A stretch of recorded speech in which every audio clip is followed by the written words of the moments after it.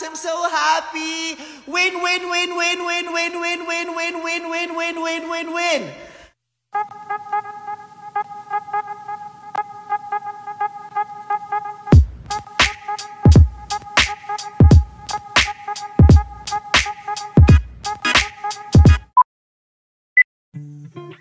Hindi nga maitago ni Vice ang kaligayahan nito, matapos ang muling pagkapanalo ng kanyang show na Everybody Sing, kung saan ay hindi rin napigilan ni Vice na mapasigaw sa sobrang tuwa. Ayon kay Vice ay talagang hindi siya pinapabayaan ng Diyos na bagamat marami ang pinagdaraanan ay patuloy naman ang pagdating ng mga blessings at parangal sa kanya. Hi baby! We won! We won again, baby! Oh, we won, we won, we won.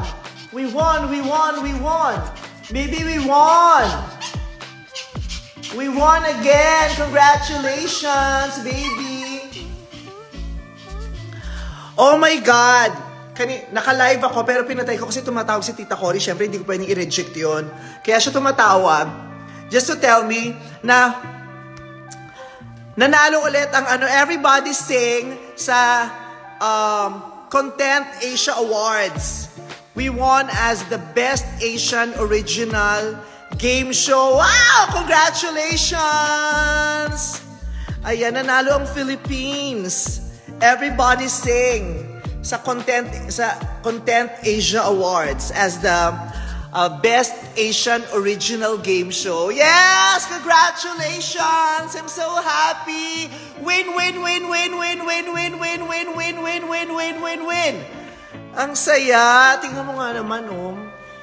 When it rains, it pours! Ang daming magagandang good news. Thank you so much, Lord. Thank you, Jesus Christ. Thank you so much, God.